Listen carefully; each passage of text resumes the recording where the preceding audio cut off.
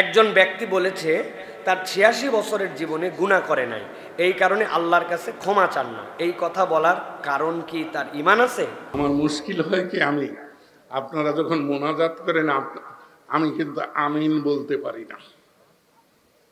আমি কিন্তু কোন আলেমের মোনাজাতে আমিন বলি না, কারণ এই ছেলেটিকে শিখিয়ে দেওয়া হলো যে হে আল্লাহ আমি পাপী, তুমি দয়া করো, মাফ করো। না, আল্লাহর রহমতে আমি পাপী নই। প্রিয় ভাইরা, ঈমান আছে কি না আছে পরের কথা, প্রথম কথা হচ্ছে ওর মাথায় হুঁশ আছে কি না আছে এটা জিজ্ঞাসা করা। কথা হচ্ছে উনি যে নামাজ পড়ে, নামাজের মধ্যে শেষ বৈঠকে প্রথমে কি পড়েন? আত্তাহিয়াতু। তারপরে কি পড়েন? আরে সুয়া মাসুন আগে বলেন, কি বলেন? আল্লাহুম্মা ইন্নী যালামতু নাফসি যুলমান। আল্লাহ, আমি আমার অন্তরের প্রতি জুলুম করেছি, খালি জুলুম না, জুলমান কাসীরা ফাগফিরুজ যুনুবা ইল্লা আনতা। উনি এখন থেকে বলবে আল্লাহ ৮০ বছর কিছুই করি নাই, নামাজ হবে তো না? কেন? উনি ৮০ বছর কিছুই করে নাই, বলবে আল্লাহ ৮০ বছর কিছুই করে নাই, আত্তাহিয়াতু দরুদ শরীফের পর আমি কিছু পড়বো না। যার গুনাহ আছে সে না পড়বে আল্লাহুম্মা ইন্নী যালামতু নাফসি। তার মানে কি পয়গম্বররা ছাড়া, পয়গম্বররা মাসুম, দুনিয়ার কেউ যদি বলে আমার গুনাহ নাই, ও একটা আল্লাহর নাফরমান বান্দা, ঠিক কি না? এক নম্বর নাফরমান বান্দা। আল্লাহ এদেরকে হেদায়েত দান করুন।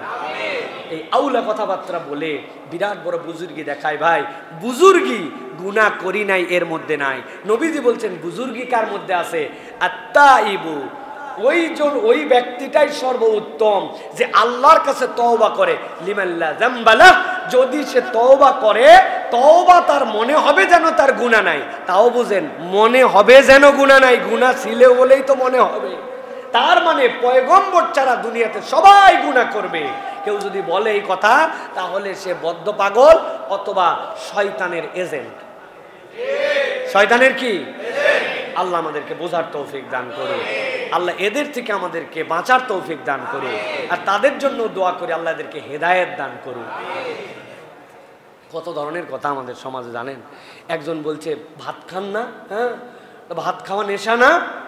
দুপুরবেলা খিদা লাগলে আপনি পাগল হয়ে যান না খাওয়ার জন্য? হ্যাঁ। নাস্তা করেন না? হ্যাঁ নাস্তা করি। আপনি নামাজ পড়েন না? এক ওয়াক্তর পর এক ওয়াক্ত নামাজ মিস হলে আপনার খারাপ লাগে না? বলছে হ্যাঁ। বলছে আমার গাঁজা খাওয়াটা ওই রকম না, গাঁজা না খেলে আমার ভাল লাগে না। তাহলে নামাজও নেশা, গাঁজাও নেশা। চিন্তা করছেন আপনি কোথাকার যুক্তি কোথায় লাগায় দিয়েছে? আপনি চিন্তা করছেন? হ্যাঁ, আল্লাহ রাব্বুল আমিন আমাদেরকে হেদায়েত দান করুন। এই বিভ্রান্ত, এগুলো প্রত্যেকটা কথার দলিল আছে, এগুলো উড়ে যাবে, বুঝছেন?